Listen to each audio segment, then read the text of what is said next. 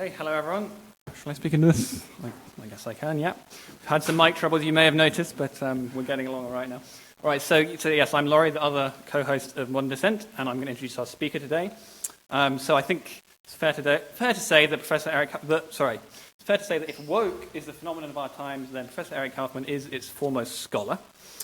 Then, of course, woke is a polemical term, but that doesn't mean that it can't be approached scientifically as an ideology, and that's what Eric does. He was professor of politics at Birkbeck University, so just down the road, for about 20 years, until last autumn, when he made the move to the University of Buckingham. He's now there heading up its new Centre of Heterodox Social Science, and this includes running the world's first master's course on woke. He's the author of White Shift, a study of populism and demographic change, among several other books, and his articles are featured in publications including The Telegraph, Quillette, and The Critic. So Eric's upcoming book is called Taboo, How Making Race Sacred Produced a Cultural Revolution, although I understand it has a slightly more punchy title in America. And that's out in May, so that means we're very, very lucky today to be getting a sneak preview of it tonight for Modern Dissent. So just some admin. The lecture will last about an hour. Please keep your questions for the end, as I understand there's quite a lot of material to cover. We'll finish, so the whole thing will finish around 9, maybe a little bit more like 9:15 now. But that's fine. We have the room until 10, and there is a bar in the foyer that you can bring drinks from back into here. Right, so without further ado, let me hand you over to Professor Eric Kaufmann for his talk, which is titled Taboo, Liberalism, Not Cultural Marxism, Explains Woke.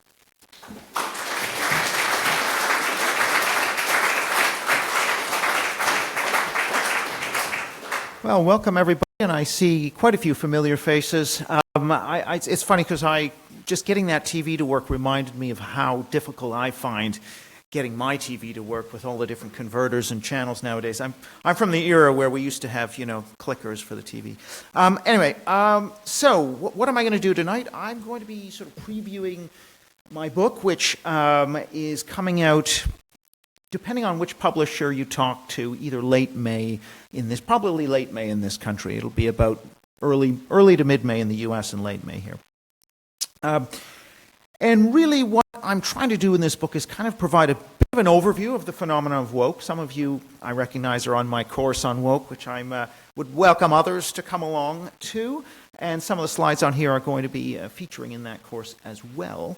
But here I sort of give you the book-length treatment. And I realize this is getting to be quite a crowded space. I've just noticed even in the last few days we have Rob Henderson's book, we've got Coleman Hughes's book, we've got Jonathan Haidt's book coming in, Abigail Schreier, and then later on we've got a number of others, including Musa Al-Gharbi and a number of others. So this is also going to be about this exploding literature and how to make sense of it. But the title here is Taboo, and I'm going to explain why that's the title of the book, at least in the UK, and what that means. And secondly, also this question of what is driving this phenomenon, because my argument is that this is more to do with shifts in liberalism, or liberalism is a bigger part of the story than cultural versions of Marxism or of socialism, even though both have their role to play. So there's the cover, as who knows, it could still change, but that's where we are now. Taboo, How Making Race Sacred Produced a Cultural Revolution, and I'll explain that title in a minute. Very quickly, to look at the table of contents, I still don't have the PDF of a typeset proof, so we're going to have to go with something a lot more amateur.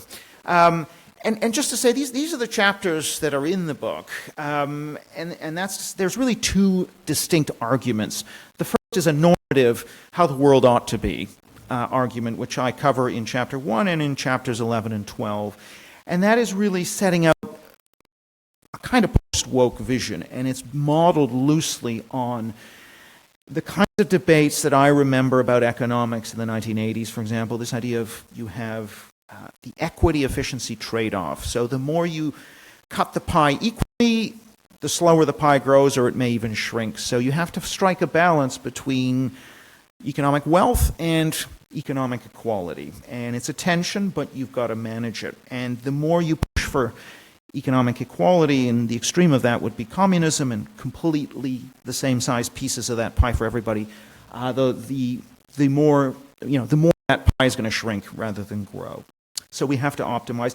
We have to do the same thing with culture. The more we want to pursue equal outcomes, equal results by race, by gender, by other groups, the more our cultural wealth and flourishing is going to suffer. I mean, we need a little bit of that equality to, that's part of human flourishing. We go too far and we actually start to constrain human flourishing by limiting freedom, limiting social cohesion, excellence, merit, a whole bunch of other good things.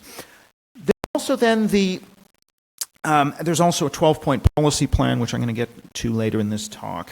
So people always say, well, Coleman Hughes, John McWhorter, Douglas Murray, well, that's you're right, but what is your solution? So I do want to talk a little bit about solutions as well.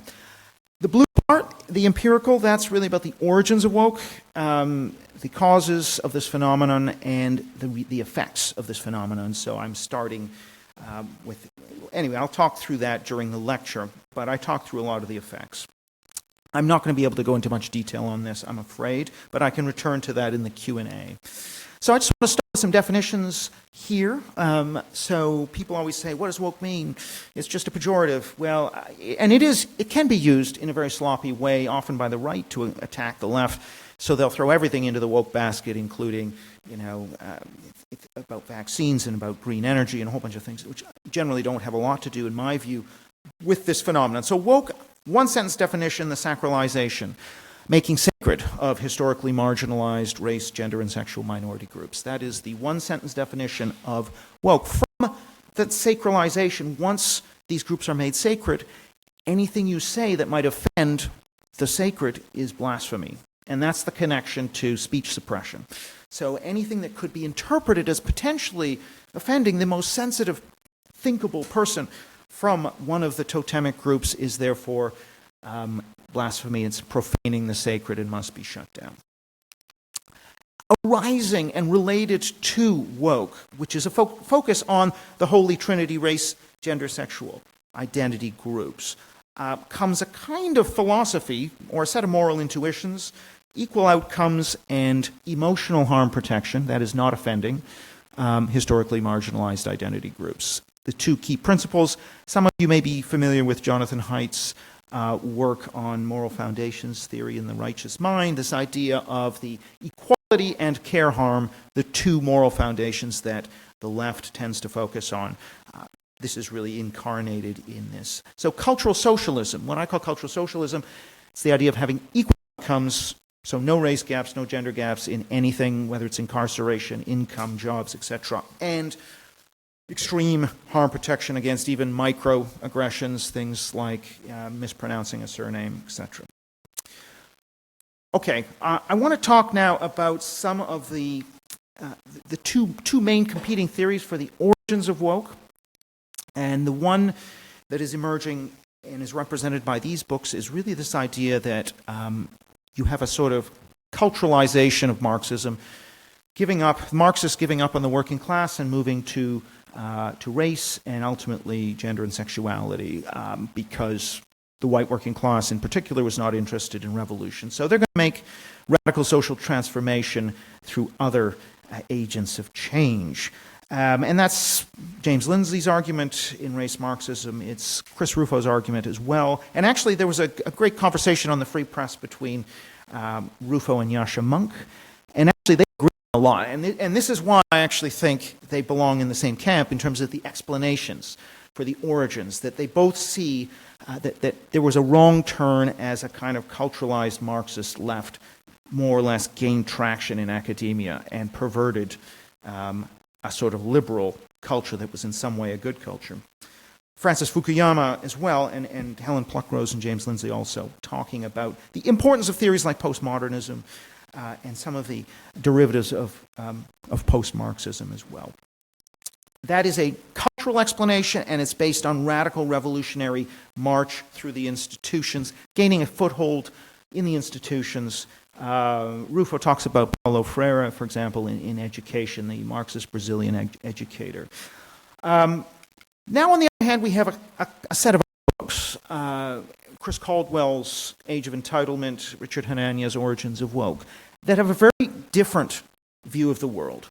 in a number of ways. I mean, one is that they're talking about culture as downstream of politics. So you get laws first, civil rights law, primarily in the US, this idea that equality law, outlawing discrimination on the basis of race, of a number of other protected characteristics, sets in train this whole domino effect that leads us to where we are. Chris Caldwell, quote, "Affirmative action and political correctness were the twin pillars of the second American Constitution, replacing the original American Constitution with this new equality-based civil rights Constitution." Hanania more or less expands on Caldwell's argument. Their argument is that essentially vaguely worded duties, like the duty to ensure non-discrimination, and in order to ensure non-discrimination, the measure that we're going to use is the proportion of your workforce as compared to the demographics of the wider surrounding. And therefore, if your workforce doesn't mirror the wider population, in other words, you're not proportional in results, then you're discriminating. The argument, therefore, being it's equal results, not equal treatment based in law, at least in the way the law was interpreted. Similarly with free speech, it's this idea of hostile environment, and not just a sea of pin-ups at work, but if you insult the Iranian supreme leader, you're an Islamophobe, and that's also hostile, etc. And so this idea is that it's all stemming from a compliance culture.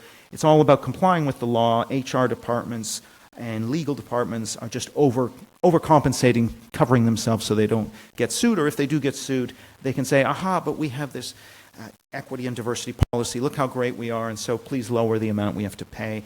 And these are both big books, and I'm not going to summarize them here, other than to say this explanation is, first of all, not about Marxist or post-Marxist revolution. It is about a gradual, step-by-step evolution of the law towards more and more and more extreme judicial decisions, and HR departments, compliance departments in organizations evolving towards more and more extreme speech codes for employees and more extreme affirmative action programs.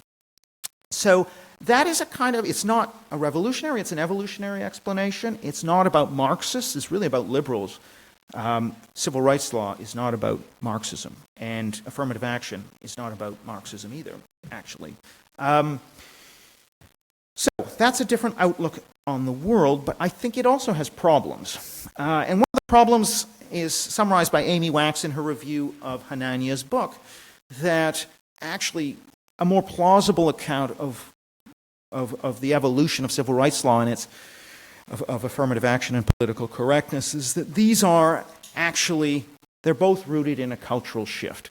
Why did the American civil rights bureaucracy, why did HR departments take the most extreme interpretation of hostile environment and disparate impact and affirmative action? They overinterpreted the law. They went well beyond the law, and that is very hard to explain just by the letter of the law. The judges, they could have interpreted affirmative action strictly as equal treatment and not equal result. They could have outlawed equal result quite early on. They chose not to. Why did they choose not to? That's because it's part of this culture. This culture, it's a liberal culture. It's not a Marxist, post-Marxist, but it's a liberal culture. Now, what kind of liberal culture is it? It's not a classical liberal culture. It is a modern liberal culture. Some of you may be familiar with that distinction. Modern liberalism is more associated with people like Rawls, and multicultural liberalism, Will Kimlicka. That is a left liberalism. So the 20th century, particularly late 20th century liberalism, is a fusion of left and liberal. And that is really the force that I think explains a lot behind this. So what I'm providing in this book is actually a blend of, we've got from Caldwell and Hanania the emphasis on liberalism and the evolutionary ratcheting towards extremism. On the other hand, I take the sort of cultural arguments of Rufo and Lindsay and Pluckrose and all of them more seriously. So I do think it is a cultural thing. I don't think it is a legal thing. Law, I think, is downstream of culture, not the other way around. So there I'm with those in the Monk and others who say it's cultural. But I think it's evolutionary and more liberal rather than post-Marxist. Okay, I want to now turn to the term taboo and why I opted for that as my British title. The aim here is the reason I used it is because I think the advent of the anti-racism taboo in the mid-1960s in the US is the Big Bang moment. Now, I'm not opposed to an anti-racism taboo. In many ways it was a good thing. But what were the bounds? Where was the proportionality? Where was the definitions? It wasn't there. It was an unbounded, emotional outpouring. So we have this race taboo emerging as a kind of tipping point. And like the universe and the Big Bang then explodes and you have the unfolding of the universe over time. And I think we're living through the unfolding of our moral universe as a result of that Big Bang of the anti-racism taboo, which created a certain magic and sacredness around race, a kind of social kryptonite you could use. You could sort of scare other people, you could smear other people, you could weaponize it for your own purposes. So very quickly, other groups, feminists, for example, gay movements, minority nationalists, so the Irish nationalists in Northern Ireland, the Quebec nationalists in Canada, tried to cloak themselves in the mantle of the civil rights movement very quickly, almost immediately. It had a lot of power, this story. And so we get the expansion then of this sacredness of race. Like putty, it's being stretched and expanded to many different spheres of society. The definition of racism is expanding to include any part of white culture. It could be, and now, of course, we're talking about skiing and hiking. Anything that's, or the countryside, anything that's predominantly white is almost by definition, therefore, racist. The expansion of the meaning of the term, weaponizing that term, political entrepreneurs know it's got power and they use it. So the zone of sacredness, which started small with that Big Bang, is expanding over time to encompass more and more of everyday life. And that race taboo is really the sun around which our moral universe revolves. Okay, that's kind of a core argument to the book. Let's look at some data on the anti-racism taboo. I asked on Prolific Academic, and I tried to get a sample of people over the age of 75. Maybe I got 100 people in the US and the UK, trying to get a sense of when they experienced the rise of this taboo against racism. And it's quite interesting because the differences between the US and the UK are quite interesting. And this is just, I had comment boxes and people could write in. This is a woman, 82-year-old woman from Nebraska, who's very liberal on the political scale, has a master's degree. She was saying that this really starts around World War II, and some of the sort of racist terms that were used for everyday objects are already starting to go out of fashion in the early 1950s. So this is not something that suddenly occurs. Already by the early 50s, this is starting to become something that's frowned upon. At least certain terms are starting to be frowned upon. So beginning in the early 50s, and certainly more or less established by the mid-60s. And these box plots really kind of show, I'm not going to risk pressing this button, but essentially the US, 1957 was the date that, the average date that most people gave for the rise of this taboo against racism, and in the UK, 1975, so much later. And I think that's quite interesting, because if we want to understand Britain, what happened in Britain is actually the elite was more following the American pattern in Britain, but the mass of the population actually hadn't got to the same place. And so you see something like Populism, where the mass of the population is like, yeah, Populism, of course he's making sense. The elite is aghast, and there's really no way of bridging these two divides. So even within Britain, what I'm saying is that at the upper end of the political class, you had already a race taboo in the early 1960s. You can see that in debates over the Commonwealth Immigration Act. So this is the emergence of these taboos. Here is Paul Krugman of the New York Times talking about his personal memory of how this happened. I grew up in Long Island in the 60s, and many of these fancier houses, which were actually split-level ranches, that was fancy back then, so they painted the little statues of black coachmen white.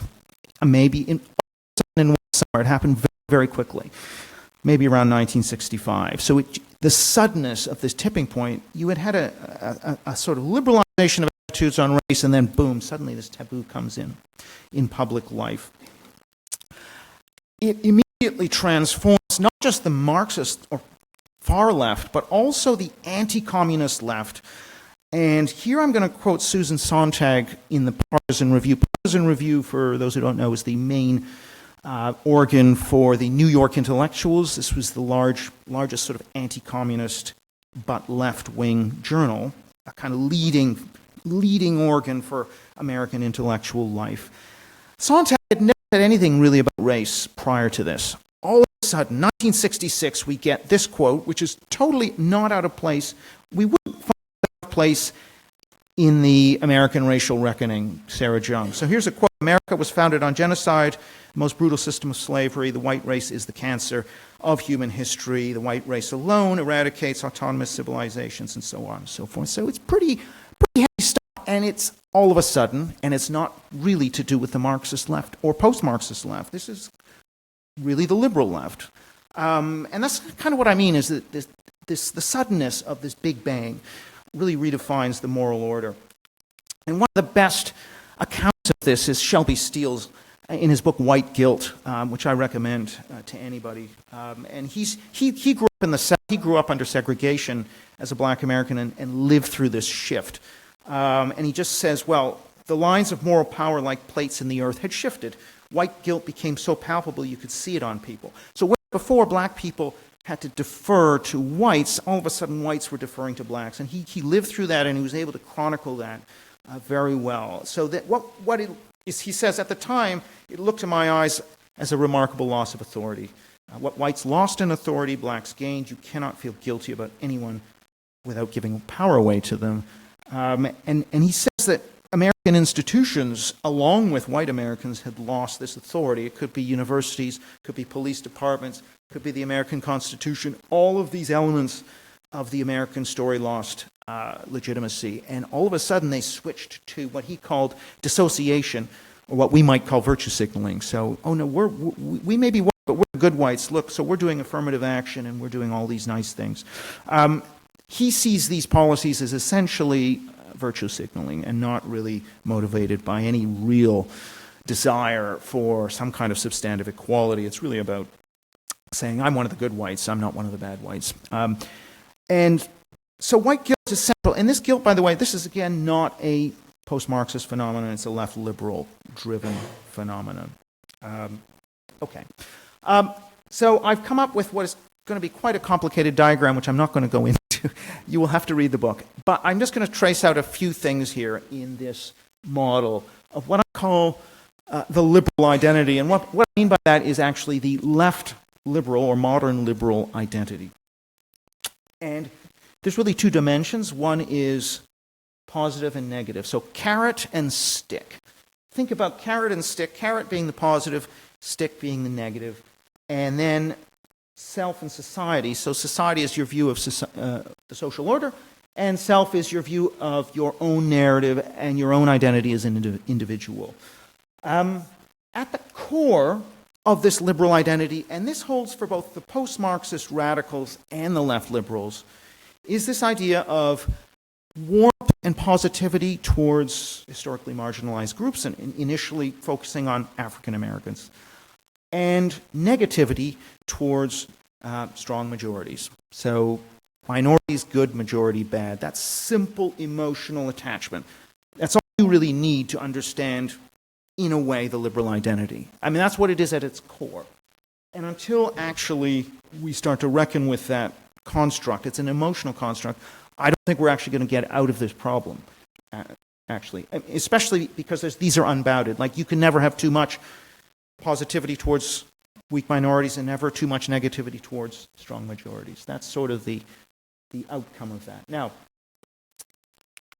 the taboos, and the other thing to say, yeah, it's both the radical and the left liberals. So the taboos fit down in this quadrant, the taboos of racism, and then later sexism, homophobia, transphobia. That is part of people's self-concept, and that's it's clearly a stick. It's a tripwire. You don't want to fall afoul of those taboos, but you want to use those taboos against others who violate what you consider to be sacred values. So they're important to you.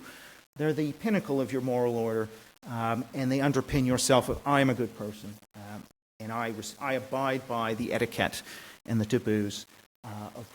anti-racism, anti-sexism, anti-homophobia, etc. Okay, and there's a lot more here which I will not talk about. I'm going to move on ahead to, there is a technique called cognitive emotional mind mapping where what we're interested in is not the links between ideas, not the logical links, but the emotional attachments and how emotional attachments are linked together. And the way this minoritarian liberalism works is you have green means positive, so you have a positive emotional valence towards groups that are associated with progressivism and progressives. These are generally the historically marginalized groups. And now, groups can possibly move between the red, which is the negative, and the green, which is the positive. So Jews maybe are moving to the red, and maybe, depending on where Muslims are on trans issues, they might move into the red, or women on trans. So it's not obviously etched in stone, but essentially you have this structure of emotional attachment. Weak minorities good, strong majorities bad and threatening to be guarded against. And the cornerstone of this is the race taboo as the sacred category. And underneath that is, in a way, Jonathan Haidt's two moral foundations of equality of outcome and harm protection for historically marginalized groups. So that is our emotional structure. Now, Haidt, in his book, The Righteous Mind, also talks about this notion of the elephant and the rider. The elephant is your emotions, your unconscious. That's really driving you towards an idea or towards a goal. You then have the rider, who is your consciousness that's just telling a story to justify you where the elephant's going. So I think Kahneman and Tversky use this term, people aren't rational, they rationalize. So my argument here in terms of left liberalism is driven by the elephant, which is minorities good, majorities bad. That's the elephant, the emotions that are driving the thing. And then you've got a rider that's making up justifications like Marxism, structuralism, postmodernism, whatever it is. Those things, I think, are just less important for the story. I think they are, to some degree, epiphenomenal. It's not totally the case, but I just don't think they're the real driver. So that's sort of what I mean by the liberal identity. It's this sort of, and I think we get lost if we focus too much on the shift from, postmodernism to, I think Yasha called it strategic essentialism, towards critical theory, and all of these kind of somersaults, I think, are just less important than that fundamental minorities good, majorities bad emotional structure. And what that means is, once you're attached to this liberal identity and it's driving you, you will rationalize all kinds of logical leaps. And this is President Lyndon Johnson, who gave a speech in 1965 at Howard University, which is a historically black college, where he ends by saying, we don't want equality of, essentially he says, you don't just bring people to the starting line, we seek not just equality as a right, but equality as a result. Now, a number of other figures in the civil rights movement, like Bayard Rustin, for example, really saw this as a wrong turn, and because they were classical liberals, they believed in equal treatment, but the movement really shifts very quickly from this idea of equal rights, equal treatment, to equal results. And by the way, we're going to violate equal treatment to achieve those equal results. That happens very quickly too. Affirmative action initially meant trying to achieve equal treatment and non-discrimination, and it very quickly morphs into quotas and timetables. As a result, I would argue, of a lot of these people. I mean, Johnson was certainly no communist. He was fighting them in Vietnam pretty harshly. So there's no way, I think, you can make a case that many of these figures were in some ways searching for a new Marxism. So this is very much left liberalism, but I think it's driven by this liberal identity, which is leading to a violation of liberal principles very early on. But they didn't see it that way. They saw these things as this was a seamless move from equal treatment to equal results. They didn't see the contradiction. Okay. I just want to now move to talk about the history of how this then spreads and deepens and extends within society. And so I'm going to begin with this chart, which is looking at Google Trends search results, so the number of searches for the term racism. And we have the search frequency on the vertical axis in terms of the Google Trends Index score.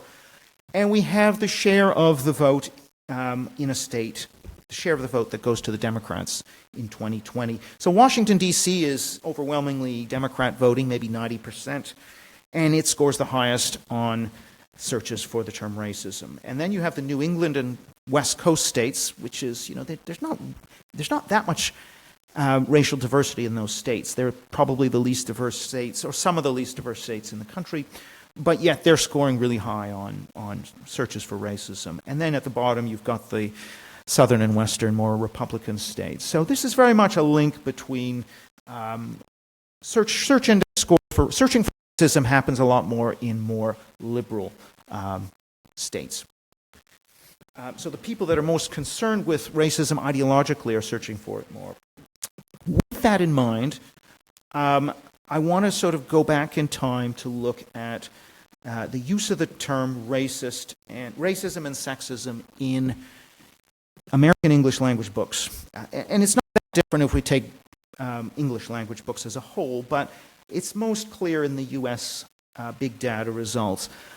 And if you look at the chart, what you see is that the blue line is the use of the term racism, and there was a spurt in the late 60s, and then a leveling off, and then another rise in the late 1980s, early 90s, when we heard the term political correctness for the first time, and Afrocentrism and multiculturalism, and then another leveling off, and then we have the 2010s, which is what we're living through now. The term Great Awakening has been used for that last spurt. Now, you can see something similar with sexism, and it's actually just as dramatic, it's just that the scale is different, and if we removed racism from this chart, the sexism pattern would look pretty much the same as the racism one.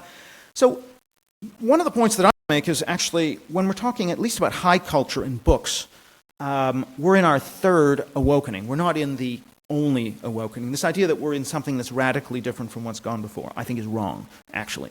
We're in the third left liberal awakening around identity. So that's the first point, and hence, actually, my U.S. title will be The Third Awakening. I should mention that as well. Now, that looks very different from, looks somewhat different from this chart. This is New York Times time series of words between 1970 and 2018. Now, you can see a little bit of up and down corresponding to the first and second awakenings, but nothing major. And then this explosion post 2012-13. So there really is a great awakening when it comes to newspapers, as opposed to printed books, which are consumed perhaps more by universities and literature. So that calls for an explanation. Something unique is happening in terms of newspapers. Newspapers are reaching vastly more people than the books, and I think that gives us a clue as to what's going on. Somehow in this third awakening, the trends really left campus in a way they hadn't in the first two awakenings. I'll try and show you that, and again, I'm going to have to go quite quickly because of the time. This comes from David Rosado's work. And what you see are three graphs. The first one is about race and racism, the second around sexism, and the third around homophobia, and a series of terms around that. And Rosado's looked at 175 million academic abstracts and 25 million newspaper articles in the U.S. One of the patterns we see, what's quite interesting is if you look at the solid line, well, if you look at the solid line series, right, the solid line being the upper line, you can see those three awakenings if we look at the racism and racist series. Just the tail end of the first awakening in the late 60s, and then the rise in the late 80s, early 90s, and then the one in the 2010s. The dotted line, however, which is the newspaper line, really doesn't move a lot until the current awakening. So what that's telling us is, in the 2010s, the world of newspapers converges with the world of academia. That is, the ideas that had incubated in academia spread off campus and reached the newspapers. And once they're in the newspapers, by the way, they reach all kinds of places, and especially because social media is part of this story. So social media allows academics and journalists to exchange ideas, and the new media around clickbait, and because the old classified ads model had gone away, newspapers had to generate clicks and virality on social media, and so they needed to be more emotional and more partisan. And that's one of the reasons that allows a cross-fertilization of radical ideas from academia into newspapers. So essentially, as Sullivan writes, Andrew Sullivan, we all live on campus now. So these things that were seen as just crazy things that happen on campus, crazy ideas from campus, there's suddenly spillover. Social media is the accelerant and the bridge that allows those ideas to go off campus. That's why social media is important, I would argue. It's the conduit, the social technology that allows radical left liberal ideas to escape the campus.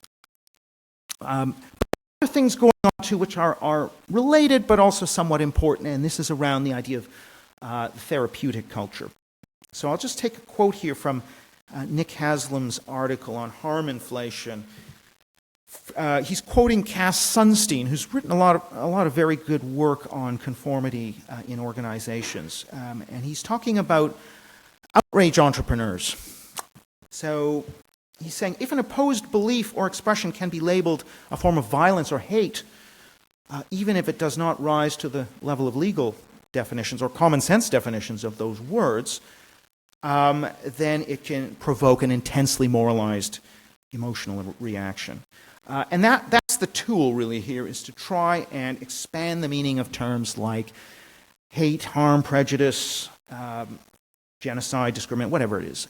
You're trying to expand the meaning of those terms. It's what Orwell would call politicized manipulation of words. And it's what Nick Haslam, the social psychologist, calls concept creep, the way these concepts are actually creeping in their meaning. And so all of a sudden bullying means not just physical but psychological, means microaggressions, means something that's very small, but you're using the power of that word bullying. And so if we look at a set of search terms, and Haslam has done some of this work as well, hurt, harm, caring, compassion, empathy, bullying, all of these things are kind of rising in their frequency of use. In some cases in the 80s, in some cases in the 90s, in some cases in the 2000s, but they're gradually rising. It's not a three-wave pattern, it's more of just a gradual penetration of these therapeutic concepts into society, and then expansion of the meaning of terms like prejudice and bullying to mean things which would never have been considered prejudice and bullying, but now are. Emotional trauma is a good example of this expansion of the term trauma, which we had formerly meant something quite serious. And also, and this kind of greater therapeutic culture also maybe explains some of the attempt at always aiming at a sort of kinder, gentler, more sensitive term. So we're going from colored to Negro to black to African American to back to black again, maybe back to Negro. It's been used now, actually, interestingly, to delineate slave ancestry versus immigrant ancestry, black American. So you have this evolution, and it's all about trying to anticipate how can I devise a term that is even more sensitive to the most sensitive person imaginable. And I think, therefore, again, I place this accent on the evolution of left liberalism and its sort of compassion and guilt complex. It's not about revolution, it's more about compassion and guilt and hypersensitivity. And that's actually something that really goes back to the 60s and is accelerating in the 80s. Haslam talks about this period in the 80s and 90s, mainly in academia. So a lot of this was happening and gestating on campus, and then it bursts out in the 2010s. Now, I can remember when Alan Bloom's Closing of the American Mind was published in 1987. That tells you something about my age. Reading it voraciously, too.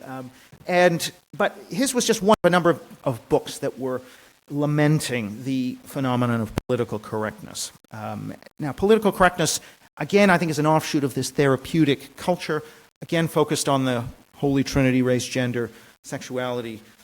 So we had the advent of the speech code at universities. There were 75 universities with speech codes trying to regulate and police speech by 1990. That had gone to 300 by 1991. One example, you think cancel culture is new? 1988, UCLA suspended the school newspaper for making fun of affirmative action, a policy. paper was suspended. FIRE, Foundation for Individual Rights and Expression, reported 350 free speech violations on American campuses in 2007. This is not a new phenomenon. Now it is more, there are more incidences now. So it's the quantitative increase, not so much the qualitative change, I would argue. And I certainly can remember the climate of political correctness that existed in the early 90s, for example, late 80s, early 90s, and not as intense, maybe not as expanded, harder to have Twitter mobs when you don't have social media, so it was harder to mobilize and organize, but the ideas, I think, were largely in place. Not all of them, trans wasn't there, but a lot of ideas were in place. I now want to kind of turn to address this question that appears in Lukianoff and Haidt's Coddling of the American Mind, and is something that Jonathan Haidt is going to talk about more in his new book. And this is the question of what's happening to young people, particularly the Gen Zs or Zoomers, who were born basically from around 2000 or perhaps a little before. And you can see in a lot of the public opinion data on woke, questions around woke, this quite strong age split. So here's a question that says, was Google right to fire the programmer James Damore, who sort of questioned the firm's gender policy? In an internal memo that was entirely fact-based and in accord with science, this wasn't leaked to the media or anything, it was an internal memo, he was fired. Do you agree with that move? 18 to 25-year-olds in both Britain and the US, 2/3 agree with this large mega corporation against this individual programmer. So that contrasts with only about 25 to 35% of those over 55 who are agreeing with that. Time after time, we see this age pattern in the data in the US, certainly in the US and Britain and Canada to a lesser extent. Young academics in both the US and Britain are about twice as likely to endorse firing a member of staff who does research that is seen as offensive. So the younger academics are twice as likely as the academics over 50 to endorse cancel culture. And so there's more support for cancel culture amongst younger people. Now I know there's a big gender split. Younger men are much less so than younger women. But still, there is a significant gender gap, and it's not just because younger people are more left-wing. Even if you control for that, there's a massive effect. So even within the left, if you take young leftists and old leftists, twice as intolerant amongst young leftists compared to old leftists. But this isn't just a story about young Zoomers with their fragile mental health and being on social media all the time and not being allowed to play and all the things that Haidt and Lukianoff talk about. I mean, yes, younger people are more woke, but that is not enough to explain the size of the phenomena that we saw in the Great Awakening. And this is an example from Zach Goldberg's work. How big a problem is racism in the US today? And that's looking only at white Americans divided into liberal, moderate, and conservative from 1995. If you look at the for white liberals, the share saying racism is a problem drops from about 50% in 1995 to something like 30 to 40% in the 2010. And then suddenly after Ferguson and Black Lives Matter, and then we have George Floyd, and we have everything after 2015, there's this big explosion, and we reach over 80% saying racism is a problem. Mr. Trump enters the White House as well, by the way. And now, this is largely adults filling out this survey, so whatever trends are occurring amongst those 18 to 25-year-olds is not going to be sufficient to move the needle. This is something much bigger than young people. So I don't think just focusing necessarily on issues around youth mental health is going to be enough to explain why this occurs and why the Great Awakening occurs. And here's another piece of data from a paper from a number of university or California political scientists who are doing excellent work, Dennis Chong, Jack Citron, Morris Levy. And the General Social Survey in the U.S. asks people, should such a person be allowed to teach, give a public speech, etc. There's 6 categories: communist, homosexual, leftist, militarist, racist. For a long time, people were getting more tolerant of all kinds of speaker, including racists, giving talks to schools, to the public. And then it's very interesting, starting around the cohort of people born in the 1950s and 60s, the baby boomers essentially. With the baby boomers, we start to see this divergence where only when it comes to one group of speakers, those who are racists, do we start to see declining toleration, and especially amongst university-educated boomers. So it's already happening with the boomers that they are becoming less tolerant of certain kinds of speech. All the other speech is generally trending upward, more tolerant. A racist speaking less tolerant. And, there's a bit of a bounce with Gen X, maybe because their parents were pre-boomers.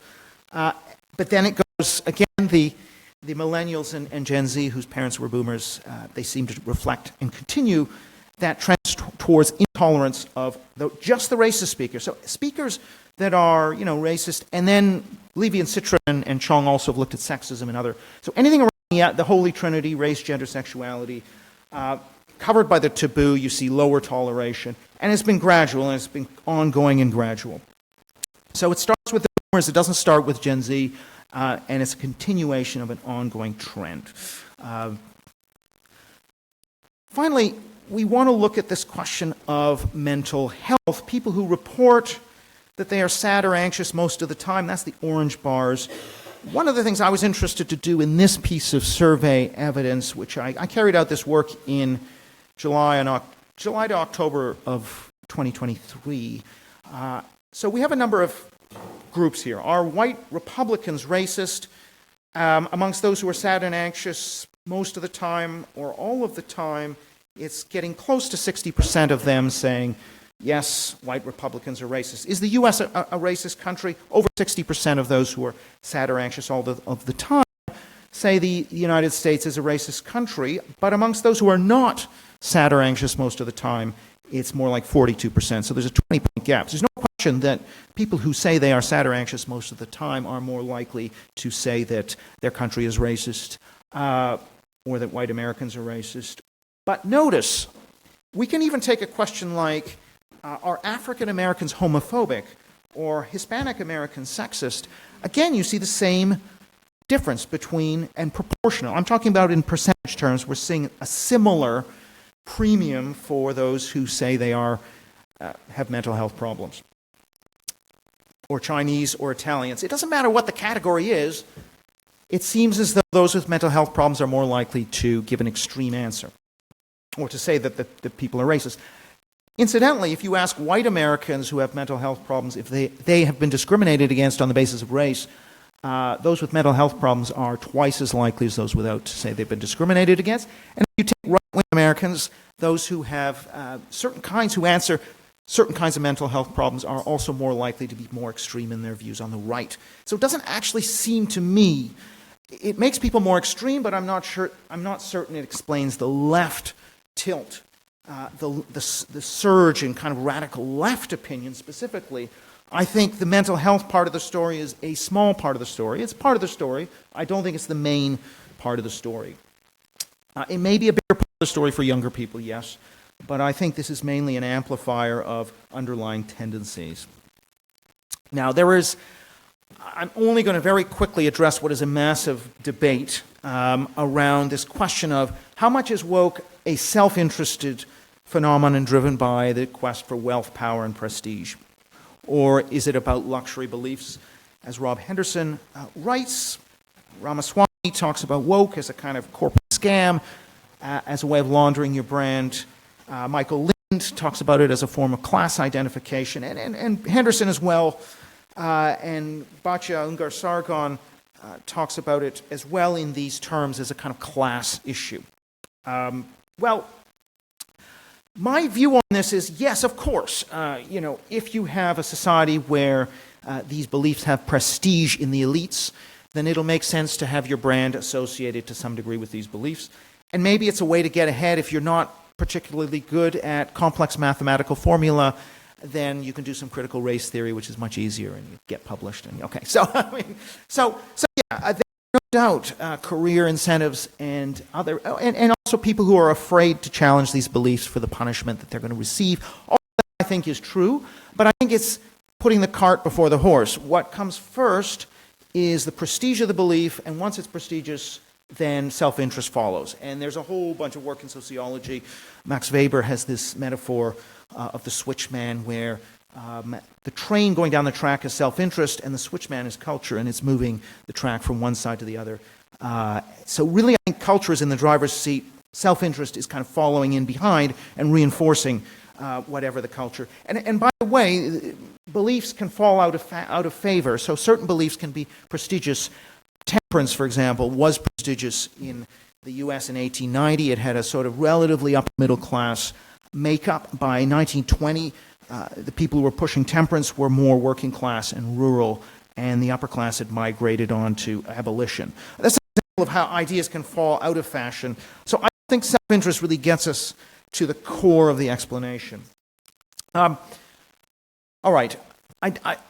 Next, and it just kind of gives you a sense of how many things I'm trying to address in this book. One of the things that I'm interested in is public opinion on cancel culture and where the splits are. And one of the big splits that seems to show up in the data is between people who self-identify as very left on a 5-point scale and those who self-identify as moderate left or somewhat left. There's a big difference. So here's a question that says, do you disagree with the Vice Chancellor backing Kathleen Stock against those who said she was transphobic and should be fired? Almost 60% of those who identify as very left disagreed with protecting her speech rights, compared to 25% of those who are moderate leftists. That's an split, actually. So the cancel culture issue really does split the far left from the moderate left, which is an interesting trend that I've seen multiple times. So you get a fracturing along those lines, fracturing of the left. If we then turn from the cancel culture issues to what I would call the critical race, critical history, deculturation, what I call deculturation, attacks on established historical narratives, you see a somewhat different pattern, but again, some similarities. This question just says, should we teach students that the United States was stolen from other people and inform them that the school they attend and the houses they live in are built on stolen land? Should we do that? That's not my question, but it's an interesting question for what it reveals for the divisions that this throws up. First, I'm going to look at the Republicans in the bottom bar. 90% of Republicans are strongly against, not just against, strongly against doing this. But only 28%, against that 90 of Republicans who are strongly against doing this, only 28% of Democrats are strongly in favor of this policy, and in fact, a larger number are strongly against. So what this issue does, as with cancel culture, it fractures the left and it unites the right. And the right actually is more mobilized along these critical race theory, critical history issues than it is on free speech issues. I mean, it's somewhat mobilized on free speech issues, but more so on these battles over race and history in the classroom. Same rough pattern in the United Kingdom. Should we teach that Britain is a racist country in schools? Amongst those who identify as on the right, roughly 7 in 10 say strongly against that. And if we take the left, only 9% are strongly in favor of it. Again, there's that asymmetry. Who's motivated by this issue? It's the right. The left is fragmented. What that means is actually these issues are ideal wedge issues for conservative parties to go after because they fracture your opposition and they mobilize your base. And that is one reason why I think we're going to see more of this in the political arena. And here are two examples of what I guess I would call entrepreneurs in this area. Glenn Youngkin, who flipped a state that had gone to Biden by 10 points, he flipped it to the Republicans on the issue of critical race theory in schools, and really was able to put his opponent, Terry McAuliffe, on the defensive. McAuliffe was defending teachers who wanted to teach critical race theory. That didn't go down very well. Again, that shows because in public opinion, most of these issues fall about 2-to-1 against the woke. So they are winning issues for conservative parties to go after. And Ron DeSantis turned a purple state into a reliably red state. And he's gone after critical race theory. He's got the Stop Woke Act and a number of other pieces of legislation that have proved popular.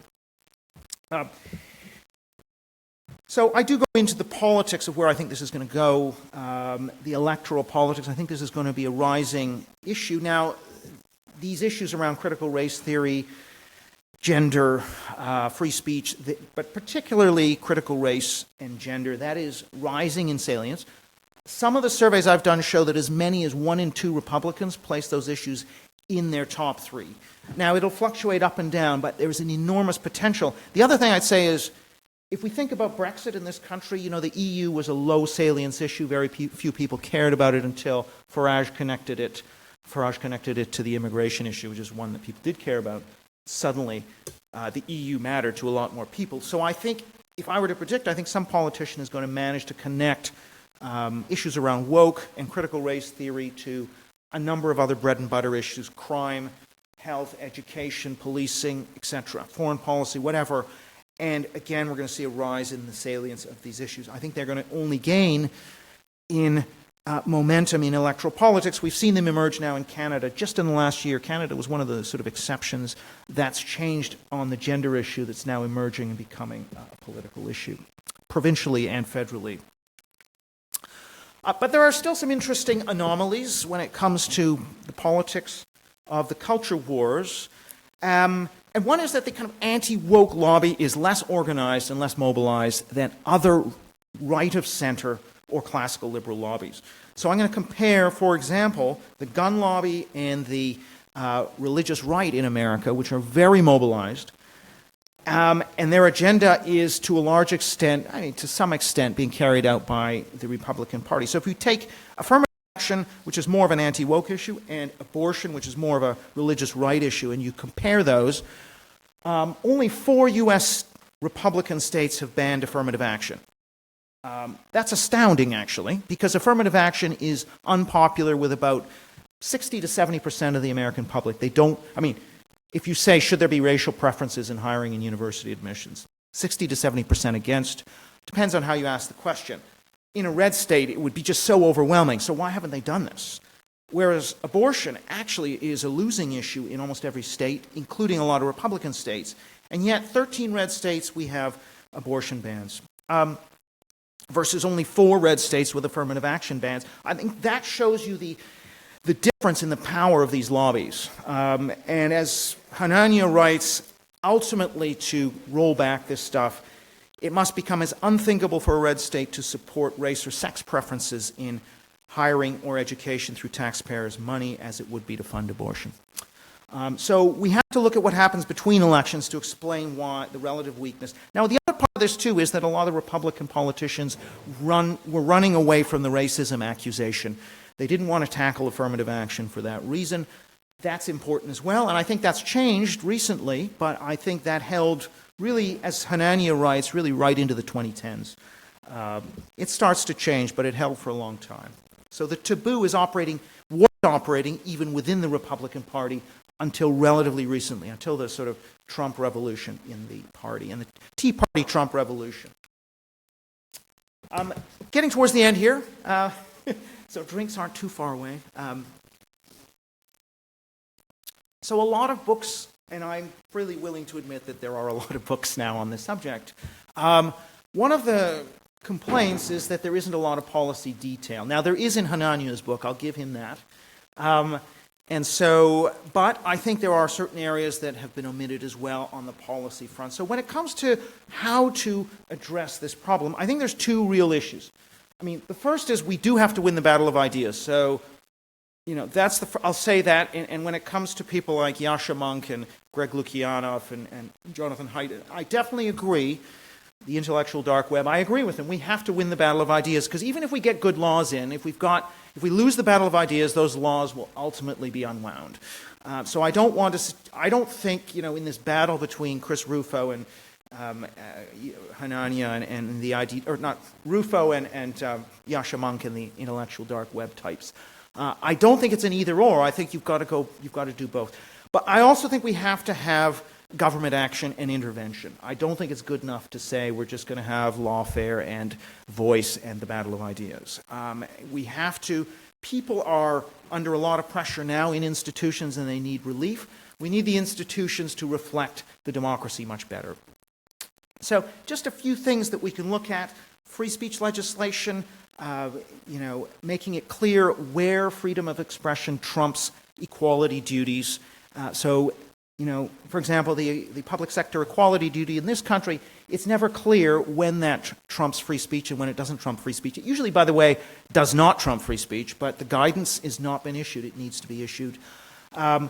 Political neutrality in the civil service.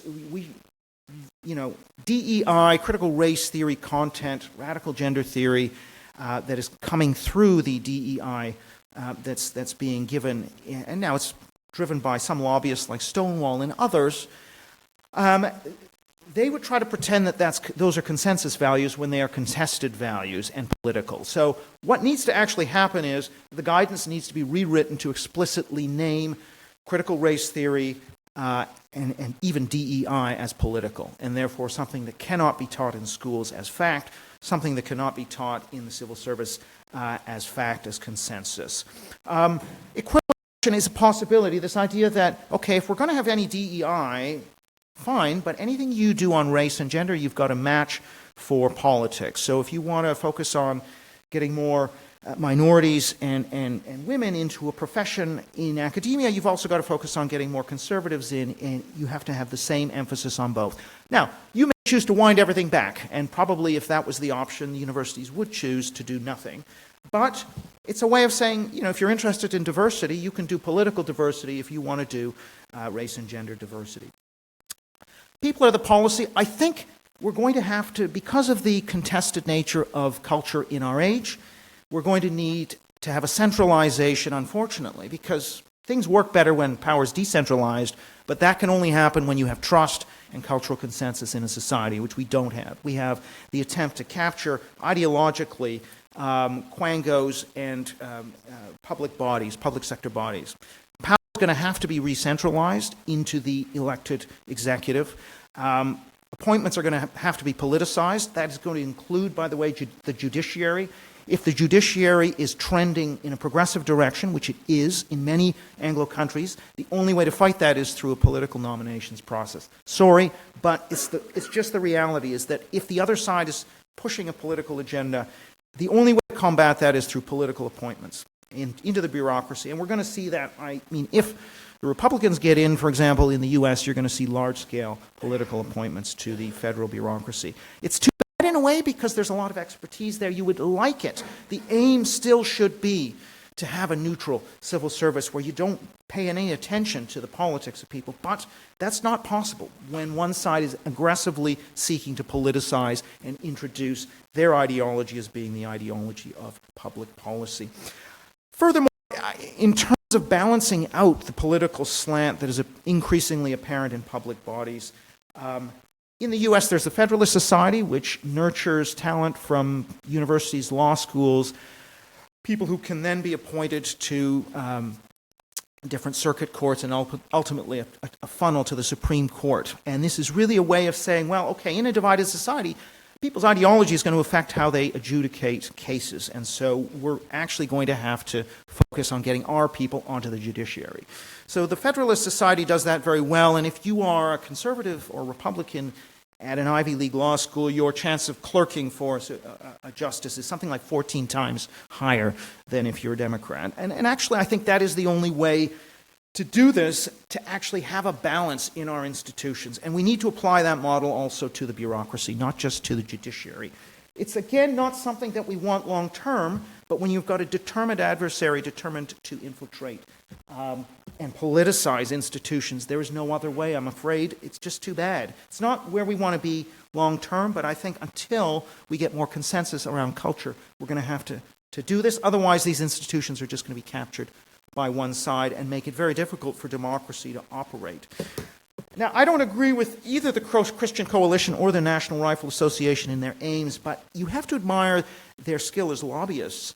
And I think if we're going to push back against woke, so whether that be on gender, on free speech, on critical race, on history, there's going to have to be this approach of lobbying and organizing where you score politicians, you get them to sign pledges. Those that are unwilling to do so are essentially outed.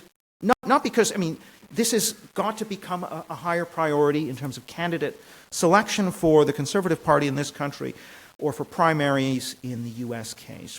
And this is really about making sure that people who care about the issues that are important for voters or that are important for the future of the culture of the nation, of freedom, of truth, get in, rather than people who are just focused on low tax and don't care about culture and will bend to whatever the interests are of corporations, for example.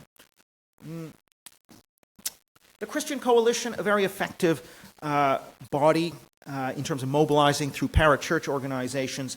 The number of people they can get out onto the street in a protest is really quite impressive.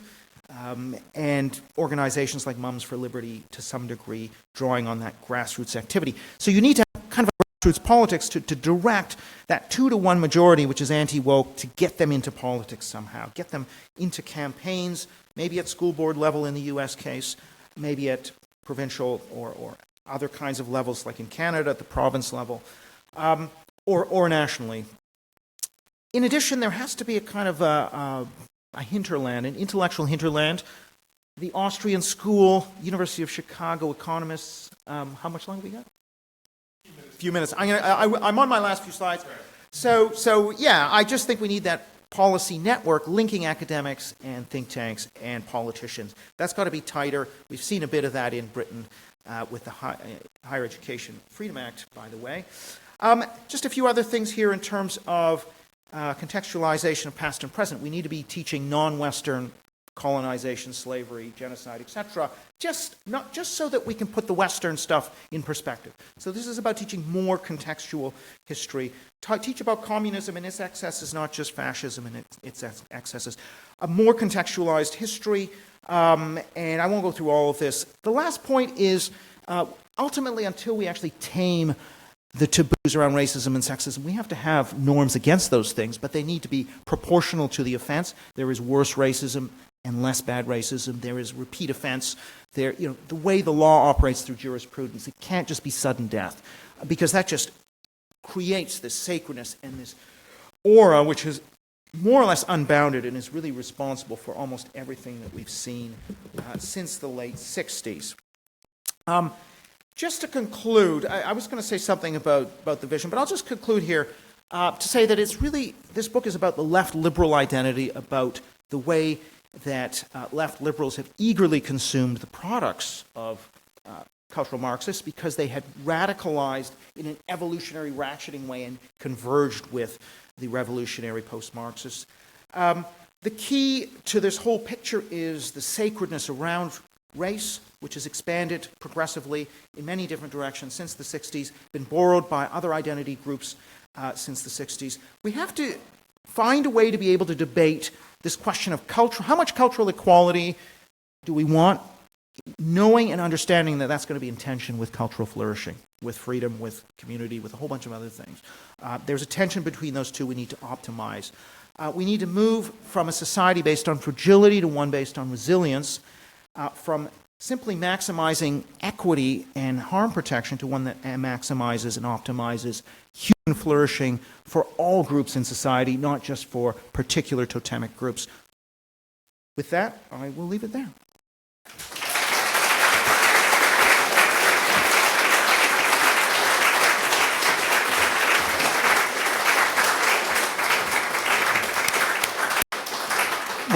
Very much, Eric, for that fantastic talk. We know there's been a lot to digest there, so we think we'll just go to a quick 5-minute break and then back here for some questions. So no longer than 5 minutes, we don't have that much time, but yeah, we'll just do that quickly. And off you go if you wish, or not.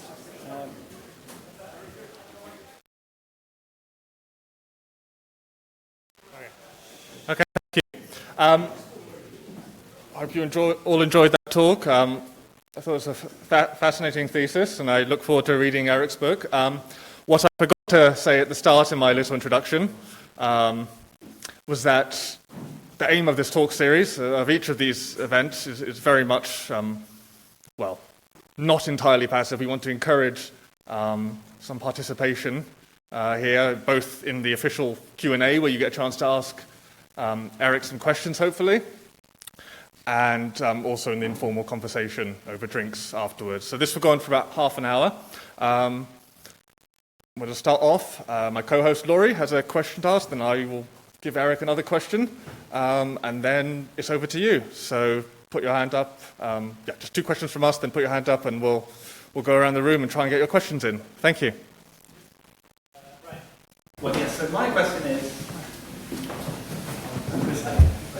Yes, my question is, well, obviously it's not going quite as heavily as the anti-abortion crusade in America, but the anti-woke crusade has got going a bit. You know, they banned action in various states. But when it comes to Britain, the Tories are, quite far behind the Republicans on this, as evidenced not least by the fact that today Rishi Sunak was telling Keir Starmer Cummings that in fact the Tories are the real party of diversity. Right. So my question is, what are your thoughts on why the Tory party are a lot further behind the Republicans on emerging anti-woke crusade? Yeah, a really good question. I mean, there's a couple of things here. One is that the salience level, that is the priority that voters give to culture war issues, is higher in the US than it is in Britain. So that can't be denied, that this doesn't yet have a very high priority in the voters' consciousness. But I don't think that's the only or even main reason why those issues are not being tackled as aggressively, let's say. I mean, what I think is going on in this country is that you have a Tory establishment and a party headquarters that is controlled by liberal Tories who kind of cut their teeth in the battles over Keynesianism versus monetarism, and were focused mainly on economic growth, and mainly on low tax, Hayek, and the Austrian school and that kind of thing. So these are economic conservatives, and many of them, and we know from the MP survey, many of them are actually pretty progressive and liberal on cultural and social issues. And they also don't want to ruffle, they don't want to be accused of being a racist or transphobe or anything like that, which means they won't be welcomed to certain dinner parties and whatever. I just think those elite norms still matter for a lot of Tories, and so they're unwilling to sort of go there. Now, of course, there are factions within the Tory party, and there are people like Kemi Badenoch and Suella Braverman and various new conservatives and Common Sense Group and all of that. And this is sort of part of what's, I think, going to redefine the Tory party after the election, where I'm pretty sure that they're going to lose. The question is then going to be what happens to the Tory party. In the US, you have had the overthrow of the Republican establishment was overthrown by Trump. And with the help of the Tea Party in some ways, they managed to have an overthrow of the party establishment, whereas that has not happened yet in Britain. I would predict that something of that sort is possibly going to happen after this election, and we just have to wait and see. So that's, I guess, my answer to you on that question. Okay, thank you. And just a quick question from me now. So I think I found your argument very convincing in general that the origin really of the third awakening, as you call it, is essentially left liberal and it's evolutionary. That said, well, I'm wondering first of all, how much do you attribute to the sort of absorption, the co-option of more radical, let's say, critical theory, neo-Marxist, cultural Marxist, whatever you want to call it, ideas? I mean, I think there's an argument to be made for, liberalism generally is a fairly negative philosophy, negative in the sense that it says, you're prohibited from doing this, not these are positive values that you should obey, at least classical liberalism. Left-liberalism, perhaps it's in its identity crisis or its search for a foundation or search for a mythos even, it's sort of absorbed elements of cultural Marxism. I mean, do you think there's any merit in this argument? And on the flip side, if there is to be a resistance against this third awakening and just a pushback against wokeism in general, can it be done from a classical liberal standpoint, which is, conservative negative values and is largely neutral in the sense that some, traditionalism or Marxism for that matter is not Yeah, a really interesting point. I actually, so I'll almost take the last part of it first because I think there's a debate between, let's say, Chris Rufo and Yascha Mounk. Another place they might disagree is, Rufo is kind of going along with the post-liberals who say that, we need to replace their values with our values in schools, in courts, in how we interpret the law.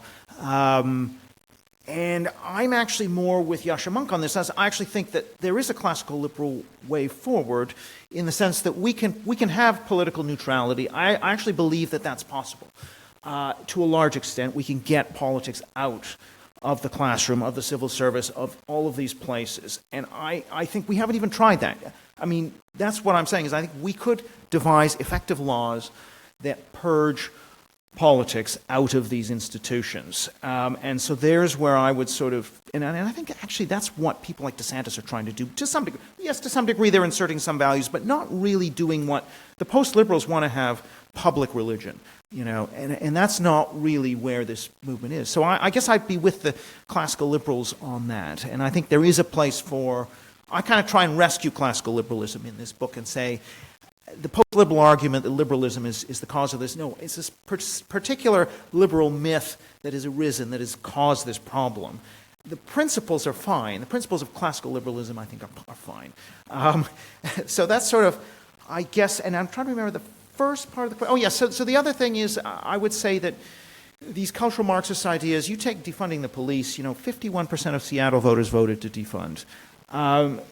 University academics, majority liberal, they enthusiastically welcome the likes of Eldridge Cleaver and Angela Davis and the Weather Underground, heirs from Weather Underground. All these people were kind of enthusiastically hired in.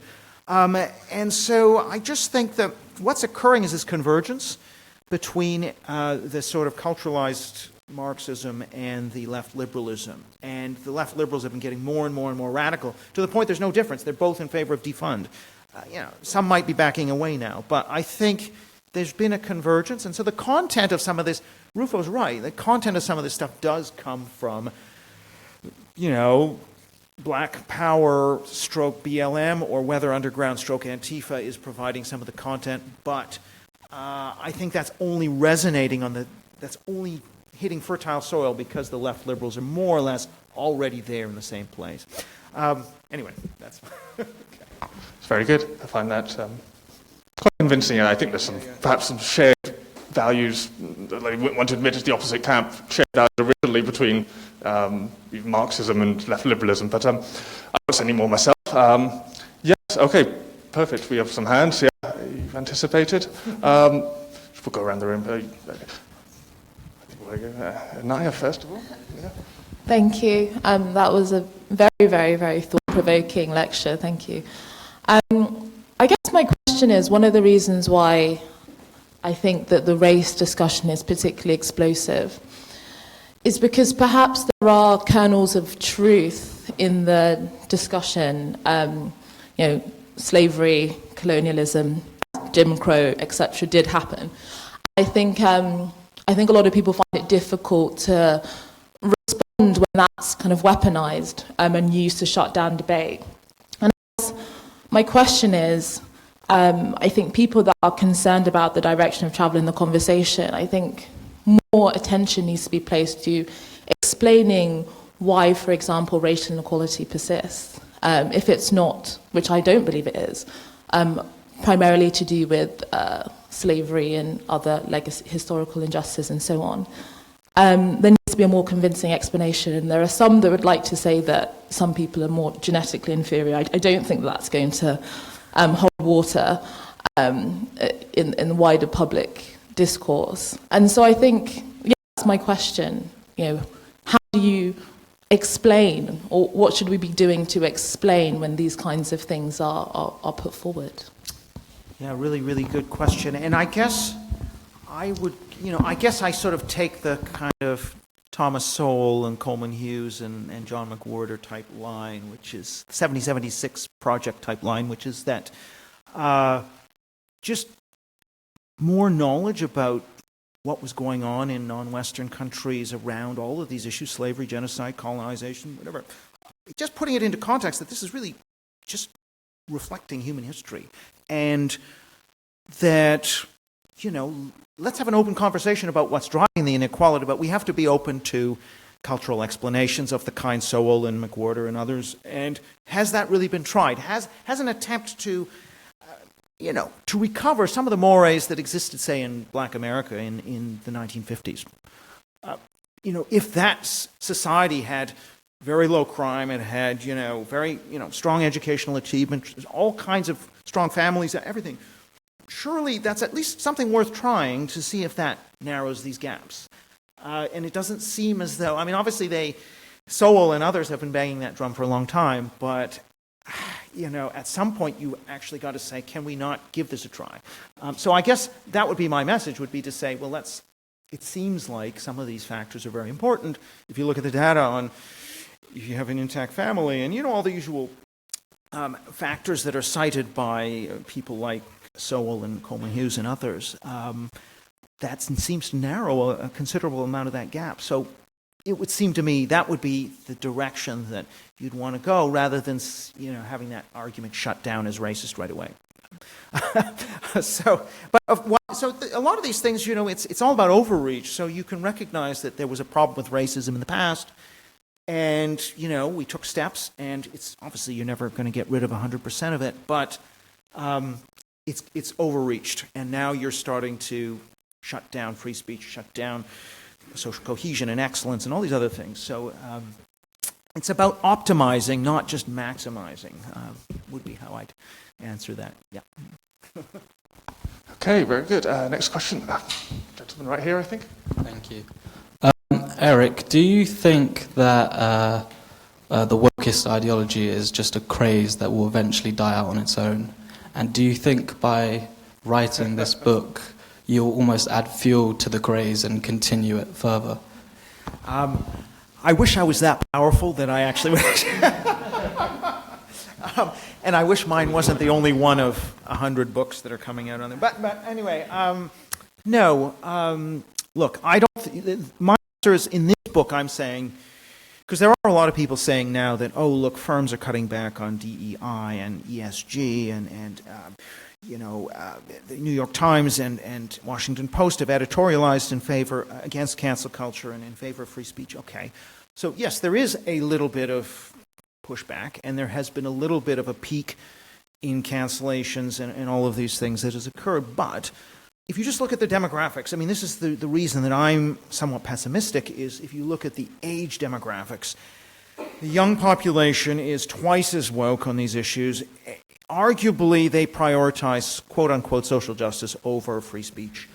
I know there's a big gender divide between young men and young women, but still, in aggregate, that would, when those people become the median voter, the median leader in corporations, the median academic, I just can't see how we're going to be in a less, in a more liberal place. We're going to be in a more illiberal and progressive place, I would argue, and I think that's a big change in our civilization. So I'm quite pessimistic unless something can be done with emerging cohorts.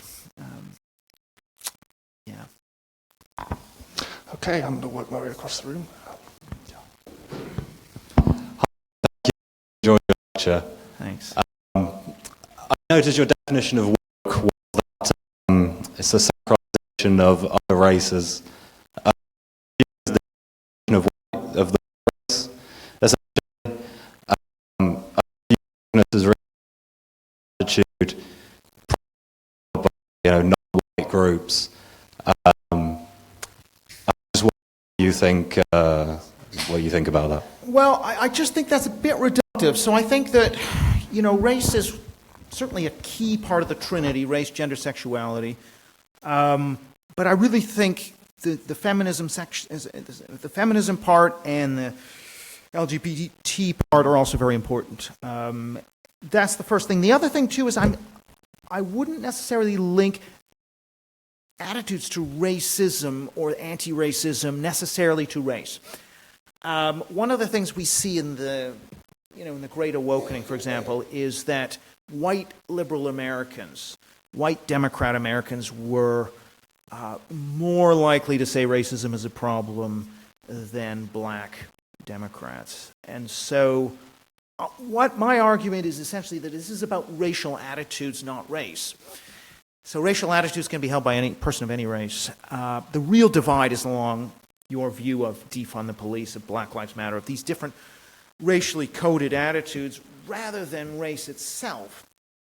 So I guess I would defend this definition, this idea that it's really about the making sacred, and that starts really with white left-wing white Americans. It's really where this starts and where a lot of the power is coming from. Although I would say there's also a strong, at least university-educated minorities are also quite woke. There's a big gap between, if you look at black Americans, for example, black Americans who attend the historically black colleges, which are less prestigious compared to the black Americans that are in the top 150 research universities. Amongst students, there's a big difference in their views. The ones from the historically black colleges are a lot less woke. So I think that, I guess I would still defend this definition that it really starts with the sacredness around race, but that's borrowed by gender, it's borrowed by sexuality. And once you've got that sacredness, everything flows from it, because once you're violating the sacred, you can be canceled and cast out and dehumanized. Okay, more hands. I'm going to come back. I'm going to go and come back if there's time. You get the next question. They're easy to read. Thank you. Hi, thank you so much for the talk. My question is in regards to self-censorship. And how much do you think people censoring themselves is attributable for getting us to the situation we're in? And how much do you think people stopping censoring themselves and saying what they think or have researched and believed will help get us out of it? Yeah, so self-censorship, yeah, that's a big problem. I mean, something like 2/3 now are saying they self-censor their beliefs on some controversial issues in Britain. It's very widespread. Yes, it would be great. I would love it if people kind of resisted took the axe and kind of gave their view and put their head above the parapet. I guess because I'm a social scientist and I'm sort of realistic in a sense, I'm just not sure that, I mean, it could happen and you could get a snowball, a domino effect, but equally, just looking at human history and the way people behave, particularly in organizations, there's a lot of conformity. You don't want to be an outcast. It just makes life very unpleasant. There are a few of us, probably overrepresented in this room, who are willing to be contrarians, but a lot of people just want to go along to get along. So I think it would be great if we could embolden people, and that's both, Yasha Monk and Greg Lukianoff are talking about that a lot. I just don't know if that's a strategy that's realistic. I still believe you need something that is a bit more powerful to kind of break the stranglehold that this ideology has over institutions. I also think, by the way, that, and this is just because there are many different layers to this book, and I haven't even talked about institutions, which I do talk about in the book, and this whole question of what's called preference falsification, this idea that people are essentially self-censoring themselves. I mean, everybody, it's like the emperor's new clothes. Everybody doesn't believe this. They're just too scared to say it. I actually think that argument is overplayed. A lot of people do believe it. And so I'm kind of going against that argument that just says, oh, it's just people too scared. Actually, most of the problem is people really believing. When they see diversity and equity and inclusion, they're like, how can I go against something that says anti-fascism? I mean, that must make me a fascist. So, I mean, I think people are genuinely suckered in by the labels on the tin, and they don't see the kind of iron fist in the velvet glove. And there's a lot of people are taken in, and so I don't think it is. I wish it were just a courage problem, but I think it's largely an ideological problem. Yeah. Oh my goodness. We'll try and get through as many of these as we can. I'm doing it by convenience, first of all. I just wanted to talk a little bit more about Zoomers being the wokest generation. You talked about the sort of a gender divide, but is there a racial divide as well? I would be inclined to say that white male, white female Zoomers are a lot less woke. than their ethnic minority, people in their age group. And I also just want to ask, you said about talent pipelines in terms of the Federalist Society. Is there anything in Britain that you think is similar? God, yeah, really good questions. So, if we just take wokeness amongst the Zoomers, I mean, I did a survey for my policy exchange report of 18 to 20-year-olds, 1,500 in this country. And actually, it's somewhat the reverse. What you saw, the most anti-woke people were white, and the most woke people were white. So there's a bigger split within whites. White young people are much more polarized than minority young people. That's the first pattern. The second pattern is that minority young people were actually on average, less woke. Surprisingly, right? But I mean, it seems to depend on where we're talking about. But in Britain, it seems that it was a striking finding, but it was a statistically significant one. Is that? Well, one of the things you find is that the polarized, politicized culture is just stronger amongst whites, whether we're talking about the U.S. or here. They're just more polarized on both sides, woke and anti-woke. But it seemed like, at least in this country, there were fewer woke non-whites than woke whites as a percentage. Now, in the U.S. case, it's very difficult. I don't think race is the big dividing line. The big dividing line is sexual orientation. Do you identify as LGBT or not? And some of these surveys are picking up like 20-25% LGBT identification amongst Zoomers in that age bracket. And that's a big one. And the other one is male-female, is just a huge. The race one, it's kind of not as large. I don't think it's playing as much of a role. I think it's just gender and sexuality is really the big one, the big divides around woke attitudes. The other thing you asked was the Federalist. Yeah, I mean, this is just starting, I think, in Britain. I mean, you've got the free speech groups. I mean, some of people here will know about those. But there doesn't seem to be that kind of organized. There's nothing like the kind of organization they have there. And I was talking to Munira Mirza, actually, who was over in the States, and just the degree to which the right of the spectrum is mobilized and organized and for the Federalist societies. I mean, here you have the campus groups of various kinds, but there doesn't seem to be any real network. Maybe people will correct me if I'm wrong. The gentleman with the blue shirt here.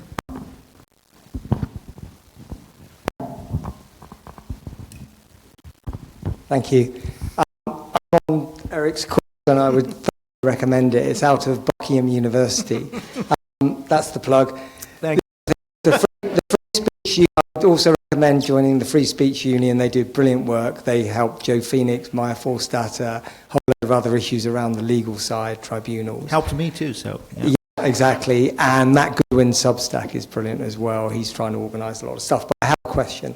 My question is, you come to the same conclusion, but from different angles, in terms of what the right thing to do is challenge CRT, gender ideology, DEI, etc., etc. However, he has a big man. He plays the Marxist card. He's a political activist, and he's connected with people like DeSantis and stuff like that. But the classic liberal card, as much as I think that's the right thing to do, is probably not necessarily going to work. So I think it needs to be far more politicised, and I think he's probably onto something. However, it's probably more likely to work in the States than maybe here. So it's kind of a few questions there. Yeah, I mean, really interesting. So I kind of agree in some ways. The term I use is cultural socialism. Partly because Marx, in so many ways, was really not very woke at all, and kind of despised. He sort of despised the utopian. But he also despised the kind of utopian socialists who are more the ancestors, in a convoluted way, of woke than the Marxist state socialists. But there's no question that aspects of socialism, this idea of equal outcomes. We can't have any race gaps, can't have any gender gaps, and if we do, that's a problem, and we have to just use quotas and timetables to narrow them. I mean, that whole idea is a socialist idea. It's just that instead of equal wealth for individuals, it's equal wealth for groups. So that is a socialist idea. And the idea that everything's about power, inequalities, and oppressor and oppressed is also a kind of derives from socialism. So I think that is actually a useful way of pitching it, that we are... Now, of course, there are other elements that are very much not about socialism. The whole therapeutics stuff about harm and emotional safety, that's obviously not really got anything to do with Marxism. But still, I think it's useful as a way of saying, well, if we want to have human flourishing, or do we want to have cultural equity, where it's enforced equal outcomes? If we want to go for enforced equal outcomes, we're going to sacrifice equal treatment, we're going to sacrifice liberalism and merit and excellence and a whole bunch of other things. And so there is a trade-off, and therefore I think that's useful to say it's cultural socialism or it's cultural liberalism stroke conservatism as the opposite of cultural socialism. So I don't entirely think that's a bad idea, but I don't think it's about Marxism, no. Okay, I think we have time for 2 or 3 more questions. I'll do one over here, then 2 more in the centre. That's I'll start with you first. Thank you. Nice to see a fellow American as well. I'm Canadian. Close enough. No, that's close enough. Yeah. No. Yeah. That's cool. So I was. There we go. So I was wondering if you have any thoughts on how we get people to care about this, because in the industry that I'm in, I think there's a lot of just general, like, I just want to be kind kind of people who mostly, they're not super extreme, but they don't perceive this as a big issue. And I think until you've really been personally burned by it, it's quite hard to see, like, why does this matter? So yeah, any thoughts on that? Yeah, I mean, I have a chapter in the book, again, something I haven't had time to talk about, on what I call kind of downstream effects. So with speech suppression, because you don't want to offend anybody, so we're not going to talk about the real causes of crime. We're not going to talk about immigration, because that might offend somebody. We're not necessarily going to talk about education, because if we have discipline and merit, then that's going to lead to disparities. What I do is that it affects so many things that are more concrete. Like if you care about crime, if you care about education, homelessness, health, any of these things, you have to care about woke and the culture war. It's just that it's not obvious to people because they think of woke as just somebody being canceled. And so I agree with you. It is going to take probably a political entrepreneur to make that connection. The way somebody like, the Brexit movement made the connection between immigration and the European Union. The European Union was this abstract thing no one knew. Yeah, what was it? I don't see this thing anywhere, until it was linked to, we can't control our borders. Then suddenly that became important. And I think that's going to probably happen with this issue too. It has to be linked to something like crime and immigration and maybe falling educational standards. Something like that will need to be linked to it in order to raise its profile. Okay, one more question from over here. Sorry, I'm going to get the time. Thank you for the talk. I really appreciated that. You said that people believe this, and I think that's true. A lot of people believe certain values, but they don't understand them, which is the tricky part, because you would say, I appreciate what you're saying, however, and you make the counter-argument. One of the best videos I saw on YouTube, a guy with a microphone said, how many genders are there? To which a response came, I don't know, man, I just got here. People commit to stuff. They don't want to give an answer. They don't even want to have even if they've got views, they just simply won't express them. Like the Ash experiment, talking about the longer line and the shorter line, the power of group dynamics is so powerful that we've sort of moved into this collective mindset where, I better not say this because somebody might not like me. It's not about pushing values. I think it's more about the idea that we're teaching people how to think and how to express them, like you would with a child. What are you thinking? What are you feeling? Why do you think that? And I think we need to make a drive to try and encourage people to have thoughts and have beliefs, and also the ability to express them. How can we do that? Yeah, I think you're absolutely right. We need to teach that kind of real critical thinking, not the so-called critical social justice thinking. But I think that starts in school. So many of the problem is to now start in the classroom. But in terms of true belief, you know, it's interesting. Like you ask academics, as I have, do you believe in mandatory diversity statements for a job? And you know, it's 2-to-1 in favor. On a survey where no one's looking over your shoulder, right? Do you believe in mandatory race and gender quotas on reading lists? You know, 45% yes, 30% no, something like that, you know. Now, if you ask them, well, if somebody, if somebody doesn't want to decolonize their reading list, should they be fired? Very few will say, oh, no, I don't want to fire them. So they don't actually do the hard, they will say, well, they should be pressured to take DEI training and various other things. So in a way, they kind of want to have their cake and eat it too. They want to sort of, they love this idea of being nice and diversity and equity. But okay, so you want to punish somebody who doesn't go along with it. Well, I know, but so it's kind of, they don't want to look at the dark side of the policies they support, but they are suckered in by the labels, and they don't really look at, they just don't look at the underbelly of these policies and what they entail in the enforcement. They kind of look away. And I think that's really the problem, because it's a sin of omission, really. Okay, I think we can get in maybe 3 more. If we try to keep the questions as succinct as possible, it would be much appreciated.